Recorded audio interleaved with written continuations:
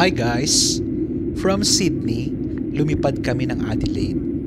Shout out nga pala kay Ate Remy Reyes na nag-message sa akin na dito ang dalawa niyang anak na nakatira. Congratulations Ate Remy. Adelaide is so beautiful. The most livable city in Australia. Meron lang naman pong mahigit 1 milyong populasyon ito. Pero ito, famous sa napakaraming destination. Ito ay nagtataglay ng napakaraming museum. At itong scene na ito, mula sa itaas, nakikita ko yung coastline. Ang haba ng coastline nila. Hindi siguro malilibot ng isang araw lamang. Umiikot na kami for landing. Ito daw music capital. At mas 16% cheaper and 13% cheaper than Melbourne, 16% cheaper than Sydney ang cost of living, kaya ang pera mo may mapupuntahan. Mas masarap daw dito ang mga wine kasi ang mga hills nila punong-puno ng mga ubas. And then the music capital, nandito city with big yards, no? Nakatira ka sa garden. And 20 minutes city, 20 minutes to all destination. Ang ganda ng pagkakaplano. And we are landing Adelaide. So, the city of the south. Before, na lumipad kami papunta ng Alice Springs. Wow naman. Qantas pa rin. At dito pa rin po, talagang masasabi mo na sa maraming museum, nandito lahat ang mga hinahanap mong arts, at dito rin po nagtatagpo ang marami pang ibang prominenteng workers of art at dito sa museum ng Adelaide. Kahit si Renan at Karen na host ko sa bansang ito, they love here. Makikita the whole year, no, yung park na yun, malilibot mo yung mga flora and fauna na napakaganda, kaya talagang super at recommendable na pumunta dito. Iba-iba ang oras sa Australia. Pagdating dito, tuliro na yung aking clock kung paano ikutin. Buti na lang sa cellphone nag-o-automatic, pero nagugulat din ako, parang hindi nag-o-automatic itong aking pong cellphone when it comes sa time. Iba ang time sa Sydney, iba ang time sa Adelaide, at iba ang time sa Alice Springs. Sabi kong ganyan. Ang Perth lang yata ang kaoras ng Pilipinas, kaya nandun ang mga diwa na minsan ay napasyalan namin nila Michael Rose. Ito yung terminal ng Adelaide, no? So hindi na ako lalabas dyan. Lalabas ng eroplano, ayan, no? Para makita lang natin yung view, ipinapakita ko sa inyo. Level up yung ating vlogging, ano? I bring you to the international ground. Kasama yon kung saan man ako at may mag-imbita, nakikita nyo ang lugar nila kung ano ang buhay na meron sila. So, may Jetstar din. Clear na clear po ang weather. Parang ang walang mga bundok, no? Parang ang Australia, parang talagang patag na patag. Lumabas ako ng konti, tingin-tingin. Pero naghahanap ako ng comfort room para makapaghilamos. Coffee everywhere. At habang naghihintay ng announcement ng boarding mo, mukhang on time naman itong sasakyan ko, kaya cool na cool. Hindi siya masyadong siksikan. At saka yun yung pinaka main entrance, nakikita ko ang customs, pero hindi na ako lumabas dyan. At ang aking bagahe, makukuha ko na daw sa Alice Springs, kaya medyo makapaglalakad ako nito, no? Kwentuhan doon, kwentuhan dito, mga turista, at kanya-kanyang hila ng bag. I am at the airport. Yan ang mga paboritong background ninyo. And then, nakita naman po natin ang plane na nasabi ko na sa isang vlog ko.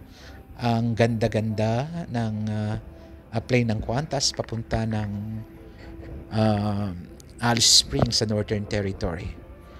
Wala akong magawa, walang screen. Nagbasa ako na nagbasa. Ayan, pinapakita ko lang, pati uniform ng mga Qantas airline people.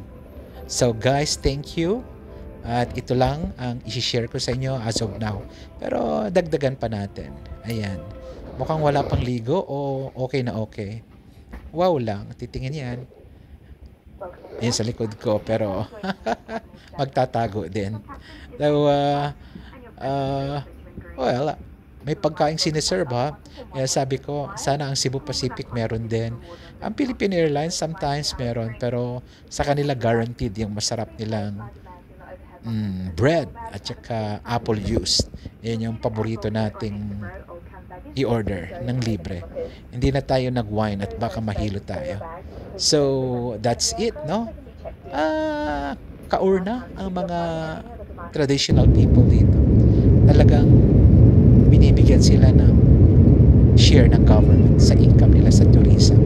Pinapagamit naman nila yung aboriginal na give and take sila. So, palipat na po kami. Papunta na ng Alice Spring yan. Sabi ko nga, buong gabi nasa ere at buong araw na nasa ere. Wala naman jet lag. Happy ka lang kasi dahil ini-enjoy mo ang mga moments na katulad ng ganito. Pero syempre, takot ka din. Pero pag alam mo, eroplano mo ay may proven track record sa aviation, ay hindi ka na magdududa at hindi ka na ikangay mangangamba. Ang industry dito, ganda. Kaya yung mga anak po ninyo, shout out nga pala kay Helen Marquez na naninirahan sa South Wales, na taga Santo Niño, Rizal. Sabi niya, pag naligaw ka, punta ka rin sa amin and we will show around. Salamat. Ito palang green na ito. Ito yung park na sinasabi. Ang katabi niyan, City Hall. Mga malalaking mga building na Adelaide. Tapos yung park na yan, nako, kahit ayan yung city, tapos dun sa periferis niya, dun sa gilid-gilid niya, it's a park, no? Hindi man kita nababaan at nalakaran, nakita ko kung ano ang sinasabi ng Wikipedia about you. Yun kasi, no, dapat may green belt na tinatawag sa design. Not only the building, but the trees play important thing para hindi maiinitan yung mga tao. Plus the residences, hindi naman mga high rises because they enjoy the land. Malawak na kalupaan ng Adelaide. Shout out sa inyong lahat at nalaman ko maraming Pilipino dito at maraming iba't ibang nasyon. Sila kasi ang bumubuo ng Australia today. The health, medical personnel, and the construction, the mining. Pagkatapos outside niyan, sabi ko ganyan, na-share ko kay Renan, hindi kinakailangan ng buwan kasi dito sa Australia, malaking bahagi nito ay parang terrain or surface ng moon na halos walang nakatira. Sabi ko nga, bakit parang may dagat sa gitna ng kalupaan ng Australia? Yun pala, sand dunes yun, no? Mga buhangin, puting-puti, no? Sabi ko, wala akong maaninag na taong pumupunta dito kasi extreme din ang weather.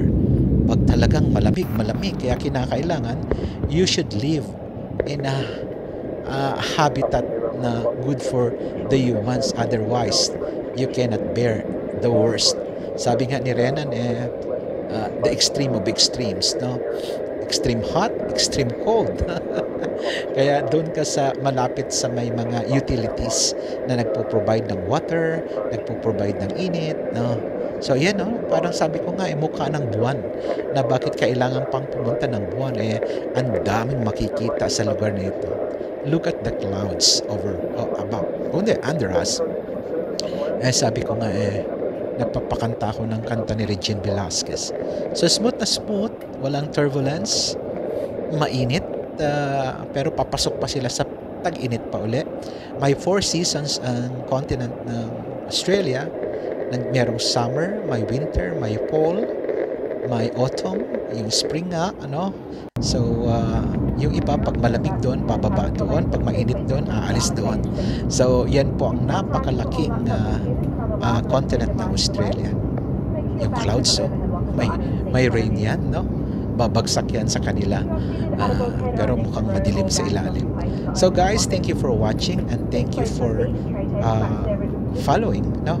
Nai-inspire ako sa numbers. At sabi ko nga, stay connected.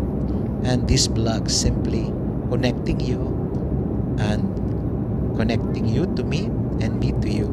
Thank you guys for watching at salamat din po sa nag-share at sa nag-follow.